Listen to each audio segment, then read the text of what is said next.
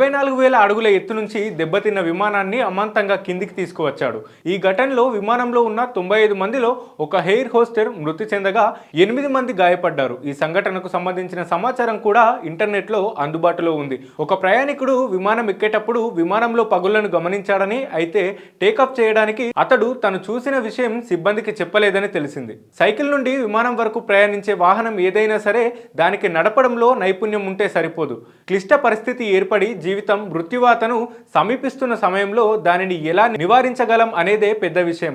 35 ఏళ్ల క్రితం ఇలాంటి సంఘటన జరిగింది. విమానం కూలిపోవడంతో 95 మంది ప్రాణాలు అపాయంలో పడగా పైలట్ అనూహ్యమైన తెలివితేటలు ప్రదర్శించి ప్రాణాపాయం నుంచి తప్పించుకున్నాడు. ప్రమాదానికి గల కారణాల విషయానికి వస్తే 24,000 అడుగుల ఎత్తులో ఎగురుతున్న విమానం ఒక్కసారిగా 2 ముక్కలైంది. ప్రస్తుతం ఈ ఘటనకు సంబంధించిన ఫోటోలు, వీడియోలు ఇంటర్నెట్ లో చక్కర్లు కొడుతున్నాయి. నవంబర్ 18న ఎక్స్ కి చెందిన మేత్రా అనే హ్యాండ్లర్ ఈ ఫోటోలను షేర్ చేయగా అవి వైరల్ గా మారి తెగ చక్కర్లు కొడుతున్నాయి.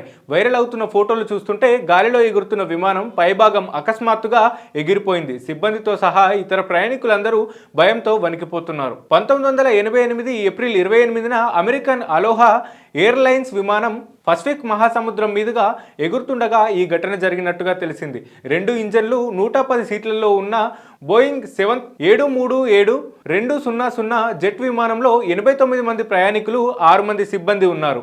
ఇది పసిఫిక్ మహాసముద్రం మీదుగా ఎగురుతున్నప్పుడు అకస్మాత్తుగా క్యాబిన్లో అంతర్గత ఒత్తిడి పెరిగింది. బాహ్య గాలి పీడనం చాలా ఎక్కువగా తాకుతోంది. దాంతో విమానం పైకప్పు చిన్న రంధ్రంలో మొదలై క్రమంగా విమానం పైభాగం పూర్తిగా పడిపోయిందని తెలిసింది. ఈ ఘటనతో భయాందోళనకు గురైన సిబ్బంది, ప్రయాణికులు కేకలు వేయడం ప్రారంభించారు. ఫెడరల్ ఏవియేషన్ అడ్మినిస్ట్రేషన్ ప్రకారం కెప్టెన్ మొదటి అధికారి నుంచి నియంత్రణలను తీసుకున్నాడు. 13 నిమిషాల తర్వాత పైలట్ ధైర్యంగా వ్యవహరించాడు. చాకచక్యంగా వ్యవహరించిన పైలట్ ఇంజన్ బర్నింగ్ తో 24,000 అడుగుల ఎత్తు నుంచి దెబ్బతిన్న విమానాన్ని అమాంతంగా కిందికి తీసుకువచ్చాడు. ఈ ఘటనలో 95 మందికి ఒక ఎయిర్ హోస్టర్ మృతి చెందగా 8 మంది గాయపడ్డారు. ఈ సంఘటనకు సంబంధించిన సమాచారం కూడా ఇంటర్నెట్ లో అందుబాటులో ఉంది. ఒక ప్రయాణికుడు విమానం ఎక్కేటప్పుడు విమానంలో పగుళ్లను గమనించాడని, అయితే టేకాఫ్ చేయడానికి ముందు అతడు చూసిన విషయం సిబ్బందికి చెప్పలేదని తెలిసింది.